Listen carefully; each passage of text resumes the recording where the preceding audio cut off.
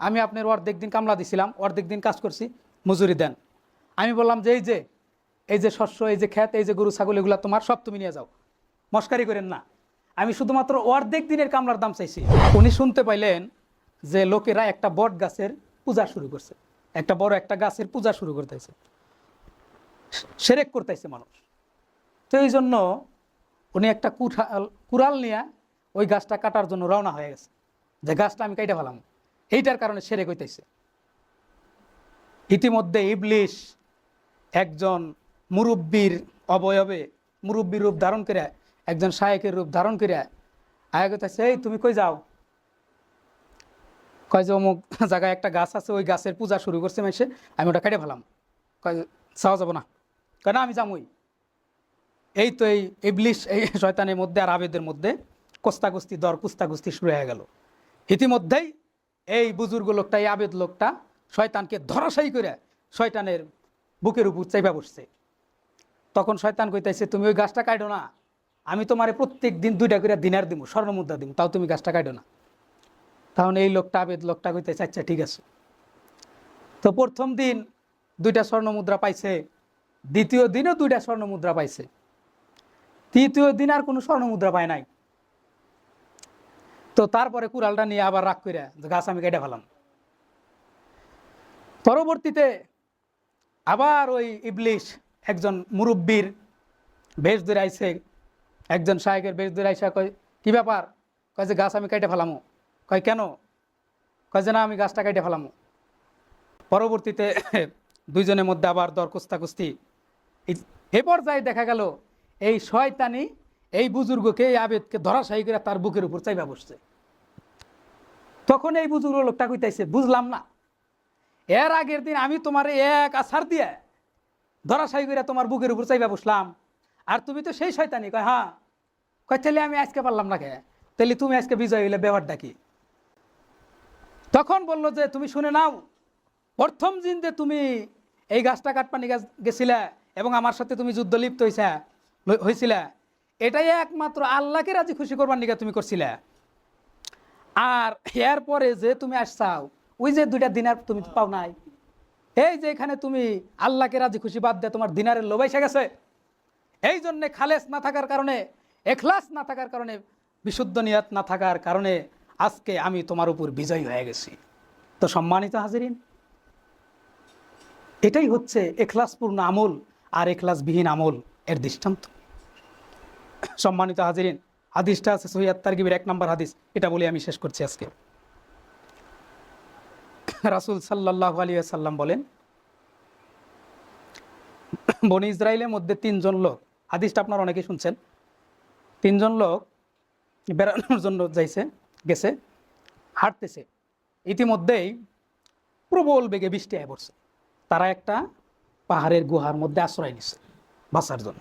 তো ইতিমধ্যেই একটা বিরাট পাথর এসে পাহাড়ের গুহাটা বন্ধ হয়ে গেছে।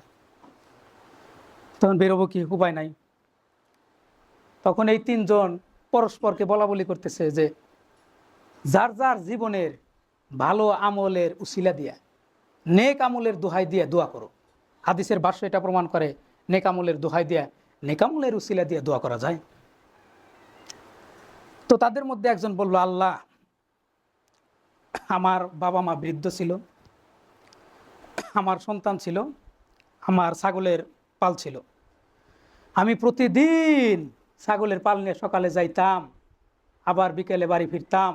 আমি আমি ছাগলের দুগ্ধ দহন করে আমি আমার মা বাবাকে আগে খাওয়াইতাম, তারপর আমি আমার সন্তানকে খাওয়াইতাম। হঠাৎ একদিন আসতে দেরি হয়ে গেল, আমি আইসা দেখলাম আমার সন্তান ঘুমায়া পড়ছে। সন্তান না না, এটা অন্যটা, সন্তান ঘুমায়া পড়ছে। সম্মানিত হাজিরিন, আমি এটা পছন্দ মনে করলাম না যে আমি আমার মা বাবাকে, মা ঘুমায়া পড়ছে, বাবা ঘুমায়া পড়ছে, মা বাবাকে ডাক দিয়ে সন্তানকে খাওয়ানোটা এটা বেয়াদবি হয়। এটা আমি পছন্দ মনে করলাম না, এটা আমি পছন্দ মনে করলাম না।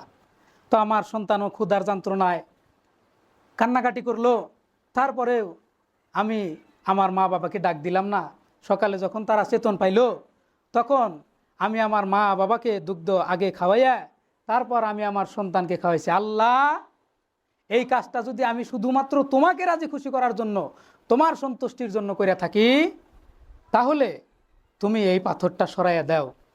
সঙ্গে সঙ্গে পাথরটা কিছুটা সরে গেছে। সুবহানাল্লাহ। এর পরবর্তীতে দ্বিতীয় লোক বলতেছে, আল্লাহ, আমার এক চাচাতো বোন ছিল, খুব সুন্দরী মানুষ, একজন মানুষকে যত ভালোবাসে আমি তার চাইতে বেশি ভালোবাসতাম। আমি তাকে প্রস্তাব দিলাম ভালোবাসা স্থাপন করার জন্য, কিন্তু সে সবসময় দূরে সরে যাইত। সে আমাকে একটা কঠিন শর্ত দিল যে 1000 দিনার যদি তুমি নিয়ে আসতে পারো, তাহলে আমি তোমার সাথে ভালোবাসা স্থাপন করব। আমি হাড় ভাঙা পরিশ্রম করে, কঠোর পরিশ্রম করে 1000 স্বর্ণ মুদ্রা নিয়ে বললাম যে নাও, 1000 দিনার স্বর্ণ মুদ্রা নাও, এবার ভালোবাসা স্থাপন করো। তখন আমার ওই বোন বলল, আমি আল্লাহকে ভয় করি, তুমিও আল্লাহকে ভয় করো। তখন আমার হৃদয়ের ভিতরে প্রকম্পন শুরু হয়ে গেল। আল্লাহ, আমি তোমার ভয়ে তোমাকে সন্তুষ্ট করার জন্য আমি তাকে ওই দিনার দিয়ে আইসা বললাম, আমি জেনা করলাম না, আমি পাপ কাজ করলাম না।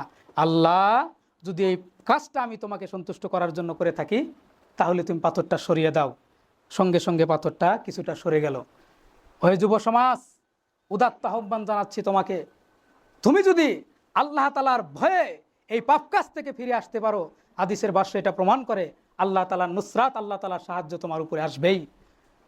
তৃতীয় লোক বলল, আল্লাহ, আমি একটা কামলা নিছিলাম, একটা লেবার নিছিলাম, সে ব্যক্তি অর্ধেক দিন কাজ করার পরে চলে গেল, সে মজুরি নেয় নাই। আমি তার এই মজুরিটা আমি আমার ব্যবসায় বিনিয়োগ করলাম, তার এখান থেকে অনেক শস্য হইল, গরু ছাগল হইল, উট হইল। তারপর বহুত দিন পরে আইসা বলতেছে, আমি আপনার অর্ধেক দিন কামলা দিছিলাম, অর্ধেক দিন কাজ করছি, মজুরি দেন। আমি বললাম যে এই যে শস্য, এই যে ক্ষেত, এই যে গরু ছাগল, এগুলো তোমার, সব তুমি নিয়ে যাও, মস্কারি করেন না। আমি শুধুমাত্র অর্ধেক দিনের কামলার দাম চাইছি, অর্ধেক দিনের দাম আপনি আমারে দেন।